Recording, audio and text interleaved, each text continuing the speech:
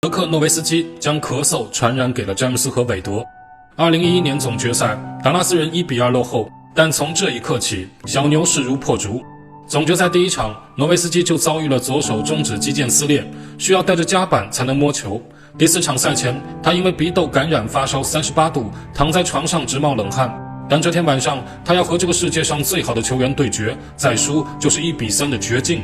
比赛开始后，诺维斯基进入节奏很快，连进3球，但接下来流感的症状就开始显现，11次出手投丢了10球。诺维斯基告诉教练，他没劲了，跳不起来。每次暂停的时候，诺维斯基都是一头汗，气喘吁吁地坐在板凳上。卡莱尔教练布置战术时，诺维斯基想要站起来，被教练摁了下去。德克，你坐着就行，别浪费体力。当比赛进行到还剩10分钟的时候，热火领先9分，已经一只手摸到了冠军点。但剧情在此刻突然发生了反转，而改写剧本的正是体能槽几乎打空的德国战车德克诺维斯基。小牛在最后这10分钟里打出了21-9的攻击波，21分里面有10分来自诺维斯基，他就像流感之战中的乔丹那样屏蔽了伤痛，一次次冲击热火的防线。我身体是不太舒服，但这是总决赛，我必须拼。中场前14.9秒，小牛领先1分，比赛胜负未定。小牛需要杀死比赛的一击，诺维斯基拿球面对哈斯勒姆的防守。5年前的那次总决赛，哈斯勒姆曾将诺维斯基防到状态失常，但这一次，诺维斯基早已不是当年的自己。他运球一个箭步冲向禁区，与哈斯勒姆身体对抗后强行上篮。闪电侠韦德冲了过来进行干扰，但还是迟了一步，皮球擦板入筐，悬念被彻底杀死。慢镜头显示，在诺维斯基完成致命一投时，詹姆斯就在附近，但他没有做出任何防守动作，成为了诺维斯基关键球的背景板。此役是詹姆斯职业生涯的至暗时刻，他打了将近46分钟，11投3中，只得到8分。常规赛加季后赛连续433场得分上双的纪录被终结。关键的第4节，打满12分钟只出手1次，1分未得。赛前，詹姆斯和韦德在球员通道模仿诺维斯基咳嗽，赛后诺维斯基给予了反击。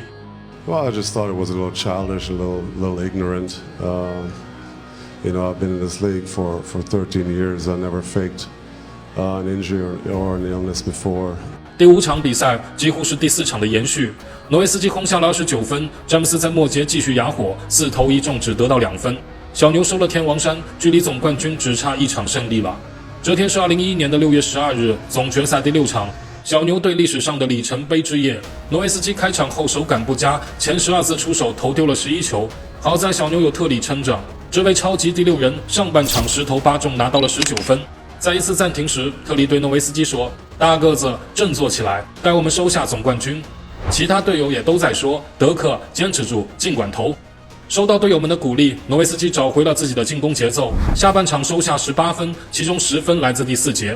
中场前29.5秒，诺维斯基上篮打进，小牛领先热火11分，锁定总冠军。诺维斯基高举双臂，小牛的替补席也开始庆祝胜利。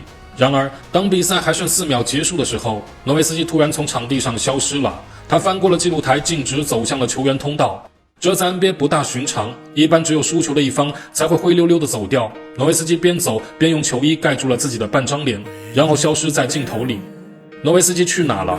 这是全世界的疑问。准备颁奖的 NBA 官员追了上去，但诺维斯基不在更衣室，也不在训练房，找了半天才发现诺维斯基在淋浴间隔壁的库房里，那里是用来存放毛巾等用品的。他躺在一张长椅上，脸上盖着一条毛巾，浑身抽搐，发出嘤嘤的声音。不用说，毛巾底下早已是泪流满面。那位官员走进房间，但没有打搅他，直到 NBA 的工作人员过来催促，马上要颁奖了。诺维斯基是总决赛 MVP， 但诺天王的反应让现场所有人都大吃一惊。我不想要，把奖杯颁给其他人吧，我想留在这里，让我自己一个人静一静。